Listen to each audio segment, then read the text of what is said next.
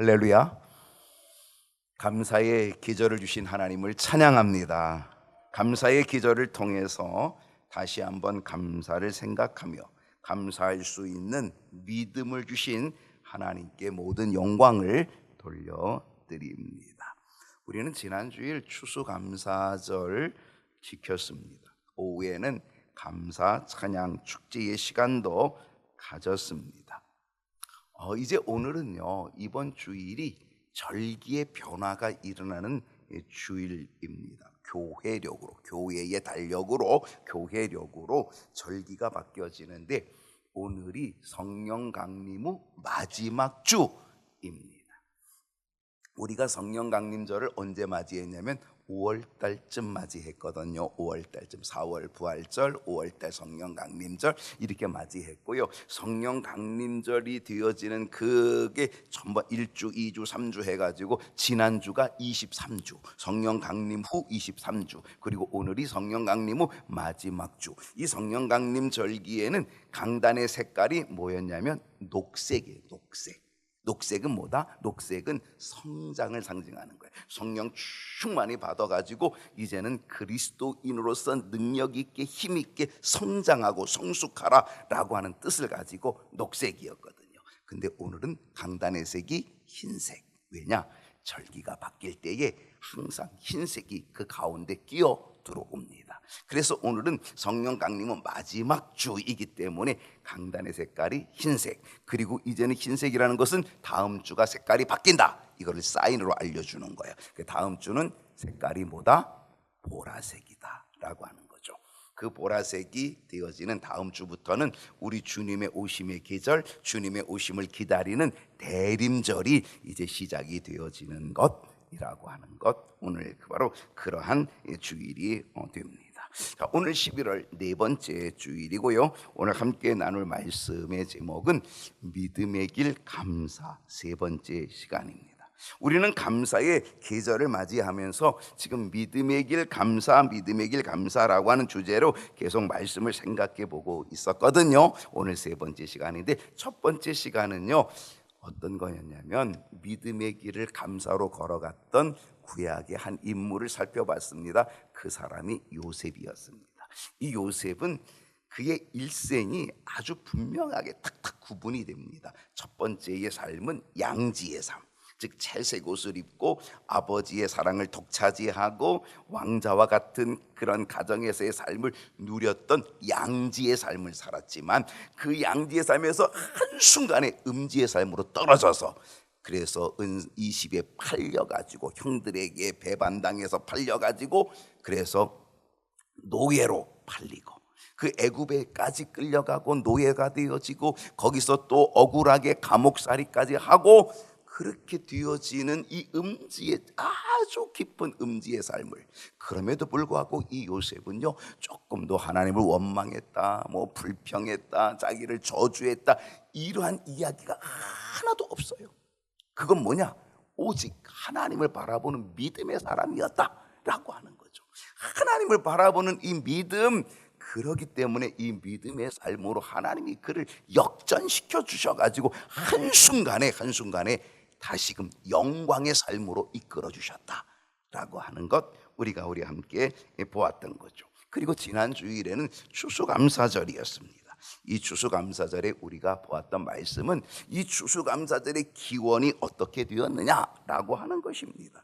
그것은 영국의 청교도들이 신앙의 자유를, 정말 온전한 성경의 신앙을 지켜가기 위하여서, 그래서 그들이 그 땅을 출발하고, 그래서 새로운 땅을 향하여 나아갔던 그들, 그리고 그들이 도착한 것은 바로 신대륙이었고 지금의 미국이라는 땅이었는데, 바로 그 땅에 도착해서 그들이 하나님 앞에 감사를 드렸다.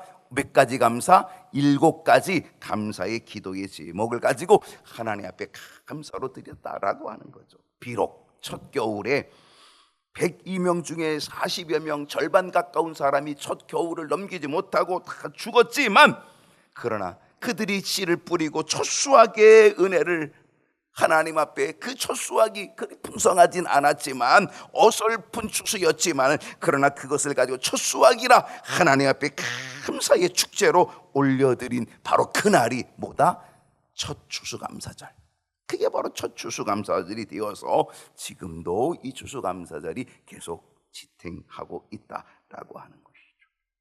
자, 오늘은 감사절 세 번째이거든요. 감사, 믿음의 길 감사, 이 세 번째. 오늘은 이 감사의 마무리인데요. 오늘은요, 세상에 이런 일이 TV에 있나요? 아직도 하나요? 끝났나요? 전 TV를 안 봐가지고 잘 몰라요. 세상에 이런 일이, 그런 TV에 프로가 있었어요. 세상에 이런 일이, 진짜 여러분, 세상에 이럴 수가, 세상에 이런 일이, 이런 말이 계속 나올 정도의 그런 감사의 사람으로서 과연 이런 감사할 수 있을까? 쉽게 납득하기 어려운 사랑의 원자탄의 주인공 손양원 목사님의 감사 기도를 생각해 보면서 은혜를 나누어 보고자 합니다. 이 손양원 목사님의 감사 기도는요, 제가 예전에도 이 설교 중에 인용해 가지고 말씀을 드린 적이 있어요. 그런데 오늘 이 감사절 설교 시리즈를 마무리하면서 저는 이 손양원 목사님의 10가지 감사, 이 감사를 다시 한번 되새김질해 보려고 합니다. 여러분, 감사는요, 단순한 감정 표현이 아니에요. 물론 감사는요, 감정도 들어가긴 해요. 만약에 누군가가 여러분을 잘 대해주면 여러분의 마음이 어때요? 감정이 고마워요, 감사해요. 나를 잘 대해주니까 고맙고 감사하잖아요. 또 거기다가 누군가가 나에게 막 선물을 줬어요. 그러면 어때요? 진짜 고맙지요. 그게 뭐예요? 감정의 표현이에요. 아이고 고맙습니다, 감사합니다. 이게 감정의 표현이잖아요. 그러니까 감사는 감정의 표현이 들어있긴 해요. 그런데요, 여러분, 감사는요, 감정의 표현뿐 아니라 그 감정의 표현을 초월하는 게 감사다. 감사는요, 뭐다? 믿음의 표현이다. 감정을 뛰어넘은 믿음의 표현이다 라고 하는 것이고요. 그리고 이 감사는 믿음으로 하나님께 반응하는 것이다. 믿음으로 반응하는 것. 여러분, 이렇게 망치를 가지고 무릎을 톡 치면 무릎이 어때요? 올라가죠. 이 조건반사라는 거, 조건반사. 그런 것처럼요, 정말 이 감사는요, 믿음으로 하나님께 반응하는 거. 그게 감사라는 거죠. 그러므로 이 감사는요, 하나님의 능력, 하나님의 손길을 끌어오는 영적인 통로가 되는 게 감사다. 그러니까 여러분, 하나님의 능력, 하나님의 손길을 끌어당기려면 뭐 해야 된다? 감사해야 될 줄로 믿습니다. 여러분, 감사가 믿음의 표현이 된 사람, 그리고 감사가 믿음으로 하나님께 믿음으로 이 감사가 믿음으로 감사로 반응한 사람, 그 대표적인 모델을 우리는 찾아보는데 그 사람이 누구다? 손양원 목사님이라는 것이죠. 1948년 6.25 전쟁은 1950년에 일어났어요. 그죠? 그 6.25 전쟁이 일어나기 약 한 2년 전 1948년 10월 19일 여수 순천, 일명 역사적으로는 여순 반란 사건, 혹시 여러분 아시나요? 역사를 배웠나요? 그 여순 반란 사건 때에 그 당시가 아주 혼미한 때잖아요. 그 사회주의, 공산주의 그 이데올로기와 민주주의, 그게 우리나라에서 계속 부딪히고 싸우는 바로 그러한 때였잖아요. 아주 혼란한 때였잖아요. 그 1948년 우리나라 정부가 세워지기 얼마 되지 않은 때였잖아요. 바로 그때에 당시 공산 세력에 의하여서 이 손양원 목사님의 두 아들, 장남과 차남 두 아들, 손동인, 송동신, 동인, 동신, 이 두 아들이 순교당합니다. 이 손양원 목사님은요, 이 두 아들의 장례식을 거행하면서 이 장례식에서 하나님께 10가지 감사를 드립니다. 장례식에서 10가지 감사를 드립니다. 그 장례식에 참여한 모든 사람들이, 모든 성도들이 막 눈물바다가 되고요. 그러면서 이 손양원 목사님이 10가지 감사를 드리며 눈물바다, 그러면서 감동, 엄청난 감동을 얻게 되죠. 공산당에 의해서 순교한 두 아들의 장례식에서 드렸던 이 손양원 목사님의 10가지 감사가 있거든요. 10가지 감사. 그게 뭐냐? 그 첫 번째는요, 나 같은 죄인의 혈통에서 순교의 자식들이 나오게 하셨으니 하나님 감사합니다. 이게 첫 번째 감사예요. 여러분, 두 아들을 잃어버린 아버지의 마음은 어떠했을까 한번 생각해 보세요. 목사이기 전에 아버지잖아요. 그 아버지의 마음은 어떠했어요? 정말 쉽지 않았을 거예요. 두 아들을 잃어버렸잖아요. 이 환난의 상황 중에서 손양원 목사님이 깨달은 것이 분명 있을 거라고 저는 확신해요. 그 확신이 뭐다? 내가 여기서 불평한들, 내가 여기서 원망한들 무슨 유익이 있을까? 무슨 소용이 있을까? 이 상황이 변할까? 아마 깨달았을 거예요. 그러게 손양원 목사님은 음지의 길이 아니라 양지의 길을 찾아서 한 걸음 한 걸음 걸어가신 것은 아니었을까? 그리고 그 양지의 길을 찾아서 한 걸음 한 걸음 걸어가 보니까 거기서 그 양지의 길에서 찾아낸 것이 뭐다? 그게 감사였다는 거죠. 여러분, 거기에서는 음지의 길도 얼마든지 갈 수 있죠. 불평과 원망과 저주와 탄식과 음지의 길을 얼마든지 갈 수 있겠지만 그 길을 찾지 않고 그 길 가지 않고 거기서 양지의 길을 찾아서 가다 보니까 뭐가 감사가 나오더라 이거죠. 여러분, 실상 순교자의 길은 정말 쉽지 않은 길입니다. 제 생각에는요, 천국에서 가장 큰 상급은 순교자의 상급이 아닐까, 제가 그렇게 생각해 봅니다. 천국에서 가장 큰 상급은 순교자의 상급이 아닐까. 손양원 목사님은 이 엄청난 고통의 상황 속에서, 두 아들의 죽음 속에서 믿음으로 발견한 것이 순교의 길, 순교자의 길이었다는 거예요. 그래서 두 아들의 순교를 하나님 앞에 믿음의 감사로 올려드린 거죠. 이 죄 많은 이 혈통의 가정에서 두 사람의 순교자가 나온 것 감사하다는 것. 두 번째의 감사는요, 허다한 많은 성도 중에 어찌 이런 보배들을 주께서 하필 내게 맡겨주셨는지 그 점 또한 주님 감사합니다. 여러분, 우리가 환난을 당하면 우리는 어떻게 얘기하는지 아세요? 왜 나만 겪는 거야? 왜 나만 겪는 고난이냐고?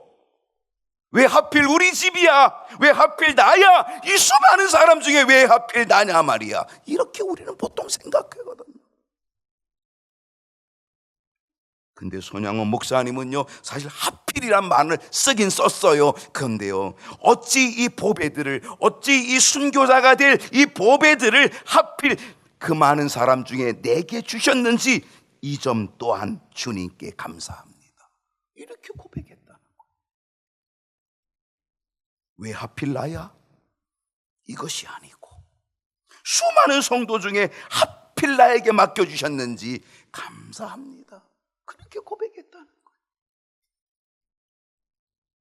여러분, 우리는 얼만큼 얼만큼 많이 따졌어요? 우리는 왜 하필 얼만큼 많이 따졌나요? 왜 나야 얼만큼 따졌나요? 얼만큼 따지며 원망했고 얼만큼 따지며 불평했나요?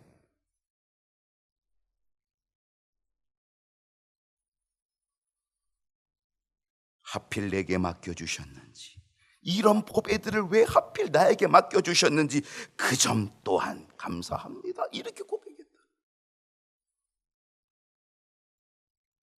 세 번째 감사는요, 삼남 삼녀 중에서도 가장 아름다운 두 아들 장자와 차자를 바치게 된 나의 축복을 하나님 감사합니다. 말이 됩니까? 순교자가 된 두 아들은요, 손양원 목사님의 장자였고 그리고 둘째 아들이었습니다. 그들은 그 가정에서 가장 아름다운 자녀들이었습니다. 실력도 뛰어났습니다. 그 당시 그들은 순천 사범학교를 다니고 있었습니다. 미래가 열려가는 그러한 아들들이었습니다. 손양원 목사님은 가장 아름답고 뛰어난 장자와 차자를 순교자로 하나님께 바치게 된 것이 자신의 축복이라고 감사를 드렸습니다. 여러분, 이게 축복입니까? 이게 축복이 맞습니까?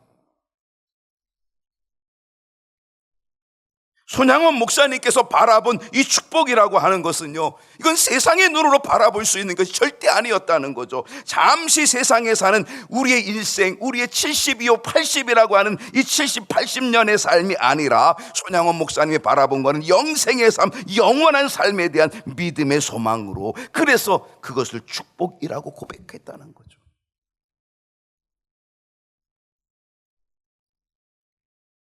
네 번째의 감사는요, 한 아들의 순교도 귀하다 하거늘 하물며 두 아들의 순교이리요 하나님 감사합니다. 어찌 두 아들이야? 도대체 하나님, 도대체 이럴 수가 있습니까? 두 아들씩이나 뺏어갑니까? 이게 맞는 거겠지요. 그런데 손 목사님은요, 한 아들이 순교자가 되는 것도 쉽지 않은데 두 아들이 순교자가 되었으니 감사합니다, 이렇게 고백한 거예요. 우리는 보통 어떻게 말합니까? 하나님, 내가 요 정도까지는 참을 수 있어요. 내가 요 정도까지는요. 근데 요 정도까지는 몰라도 도대체 이건 아니잖아요. 이건 너무하잖아요. 이것이 대체로 우리들의 모습, 이게 일반적인 모습일 수 있습니다.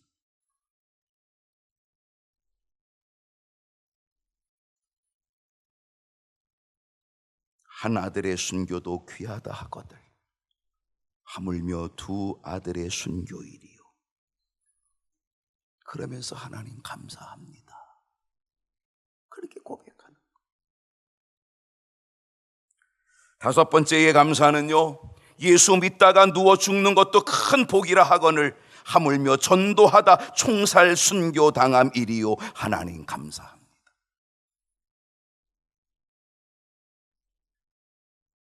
예수 잘 믿다가 그냥 노년에 자연스럽게 누워서 죽는 것도 복인데, 큰 복인데,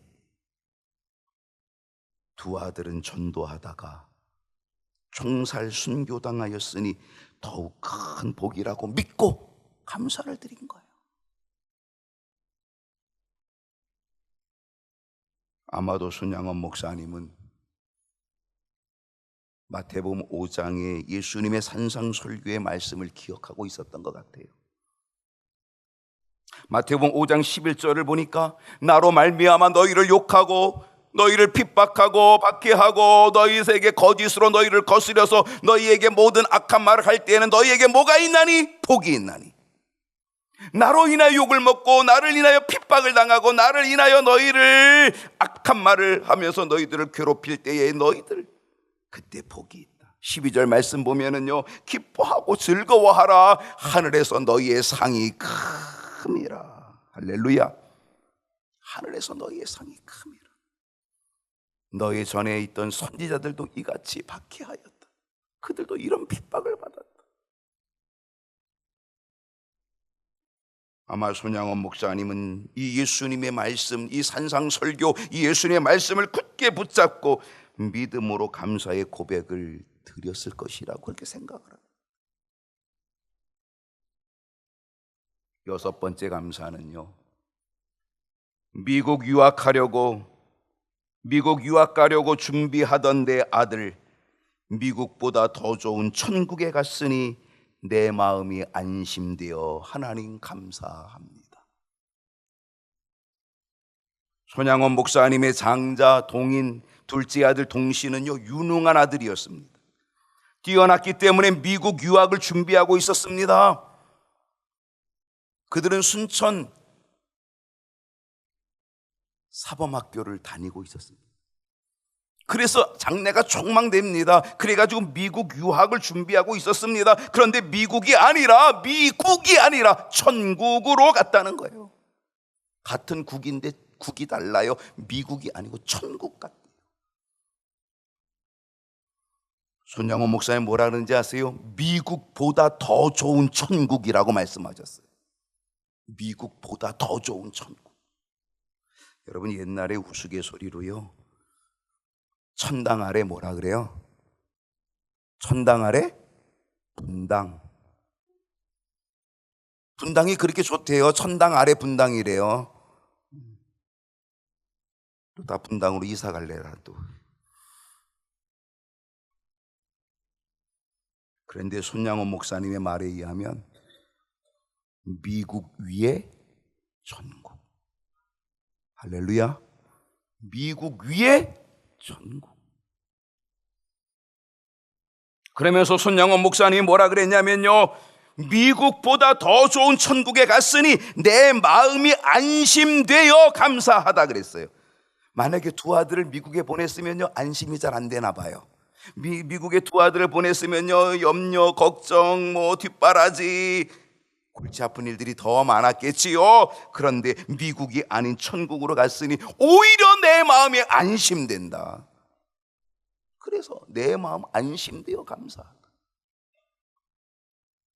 우리 모두가 안심될 천국의 소망이 있기를 축복합니다.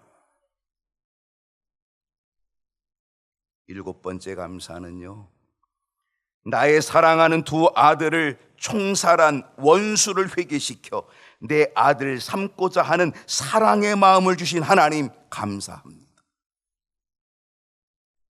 손양원 목사님의 두 아들인 동인과 동신군을 총으로 죽인 공산당 청년 안재선.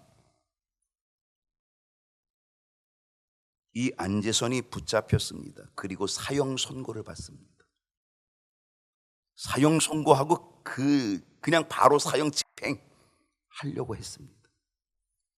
손양원 목사님이 탄원서를 썼습니다. 급하게 탄원서를 쓰고, 그리고 거기에 가서 간청합니다. 제발 안재선을 사형시키지 말라고 간청합니다.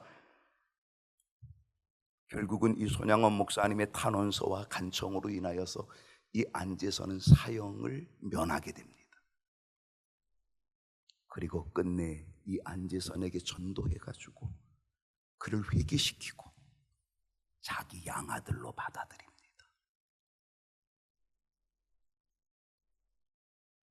이 과정에서 손양원 목사님의 딸 손동이가 반대합니다. 우리 두 오빠를 죽인 사람을, 그 원수를 어떻게 아들로 받아들여? 말도 안 된다고. 그렇게 펄쩍 뛰는 이 동이 딸을 하나님의 말씀을 펼쳐놓고 설득합니다. 우리 주님 말씀하신 대로 우리 살아야 돼. 우리 주님이 원수도 사랑하라 그랬잖아. 그가 원수인 거 맞아. 그런데 원수도 사랑하라고 했더니 이건 주님의 말씀인데 우리 주님의 말씀대로 살아야 된다고. 그러면서 설득하여서 결국 그 딸 동이가 동의를 했습니다. 그래서 자기 양아들로 받아들여.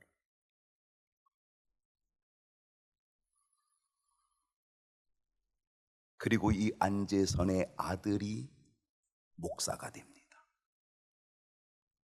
안경선 목사가 되었습니다. 원수를 사랑하라고 하셨던 주님의 사랑을 실천하였고, 그리고 놀라운 열매, 역사를 이루었다는 것, 이것이 바로 사랑의 원자탄인 거죠.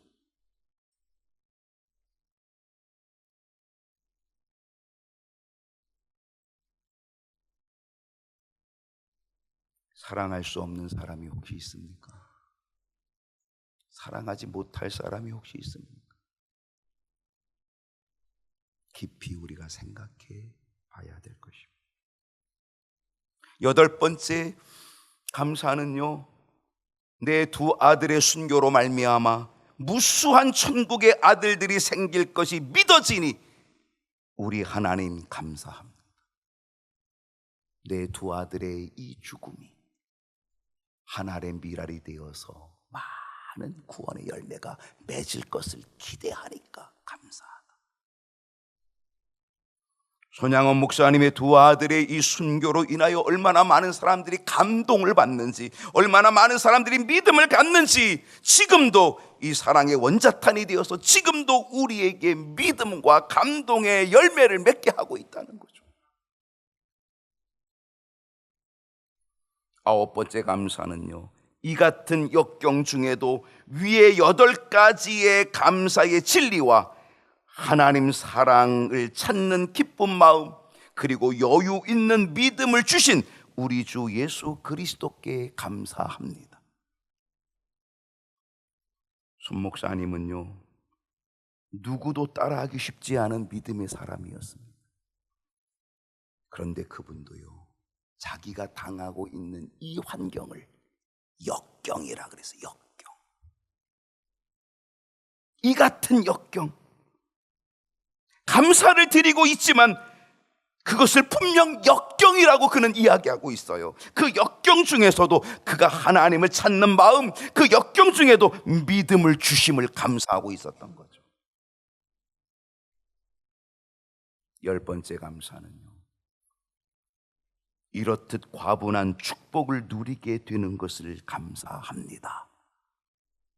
그의 감사의 마지막이었어요.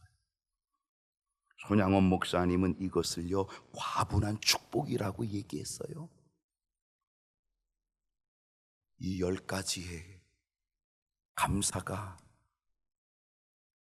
드려질 때에 거기에 있던 모든 장례식에 참여한 모든 사람들이, 모든 성도들이 완전히 눈물바다가, 눈물바다.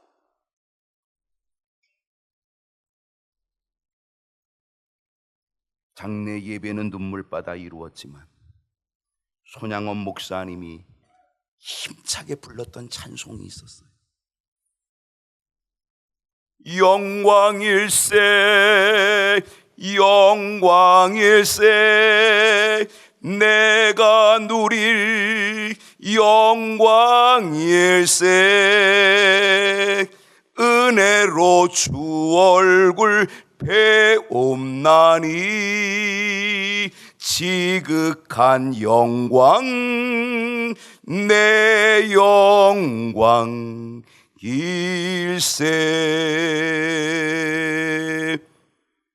손양원 목사님은 이 찬송을 힘차게 부르면서 장례식을 마무리했습니다. 영광일세, 영광일세, 내가 누릴 영광일세. 장례식이 끝났지만 그것이 끝이 아니었습니다. 손양원 목사님은 두 아들의 장례식을 마치고 그 다음 주일 예배 때 감사 헌금을 드립니다. 두 아들의 죽음, 그 장례식을 마치고 감사 헌금을 드렸는데 그 감사 헌금이 1만 원이었어요. 1만 원. 지금 10,000원은요 별거 아니잖아요. 1948년도에 10,000원은 얼마나 클까요? 그 당시 손양원 목사님이 교회에서 한 달 사례비로 받았던 한 달 사례비가, 월급이 80원이었어요. 80원. 그런데 두 아들의 장례식을 치르고 10,000원을 하나님께 감사헌금을 드렸어요. 그 10,000원은요 12년 동안을 한 푼도 쓰지 않고 모아야 되는 돈이에요. 12년을 월급을 한 푼도 안 쓰고 다 모으면 얼마 되겠어요? 억대가 되는 거죠. 제가 볼 때는 아마 그때에 왔던 모든 부의금들, 당신이 두 아들 미국 보내려고 준비해 두었던 것들, 자기의 전 재산 하나님께 다 바친 것 같아요. 이거는 수억 원대 돈이거든요.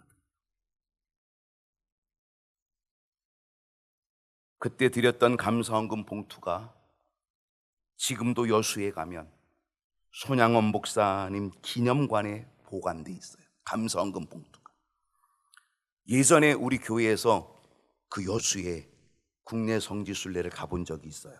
그때 혹시 가보신 분 있나요? 우리 대형 버스 빌려가지고 갔었는데 그때 가보신 분들은 그 봉투를 보았죠. 저는 사진도 찍어왔거든요. 그 감사원금 봉투에 이렇게 적혀 있어요. 순교의 두 아들이나 주신 감사의 봉헌금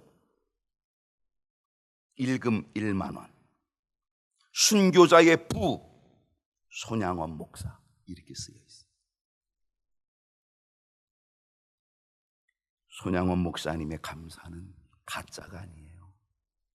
목사이기 때문에 해보는 게 아니었어요. 그는 진정한 감사였어요. 그 이유는요, 그의 감사의 예물에서 나타난 거죠.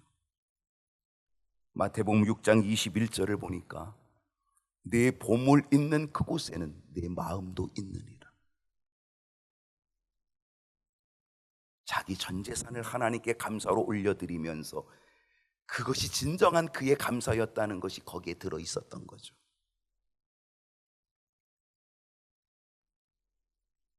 여러분, 감사의 계절 어떤 감사가 있으신가요? 손양원 목사님의 감사는요, 인간의 위대함을 보여준 것이 아니에요.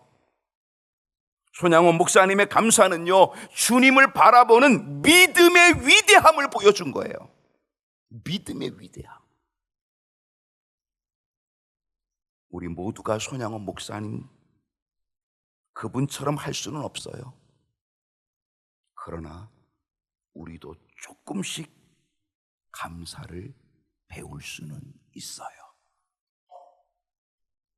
우리의 삶 속에서, 고난 속에서 우리는 감사를 한 걸음 내딛고, 억울함 속에서 감사를 또 한 걸음 내딛고, 모든 것을 잃어버림 속에서 감사를 또 한 걸음 찾아내고, 미래를 바라보며 하나님을 바라보며 나 중심의 감사가 아니라 하나님 중심의 감사의 길을 믿음으로 걸어가는 저와 여러분 될 수 있기를 축복합니다.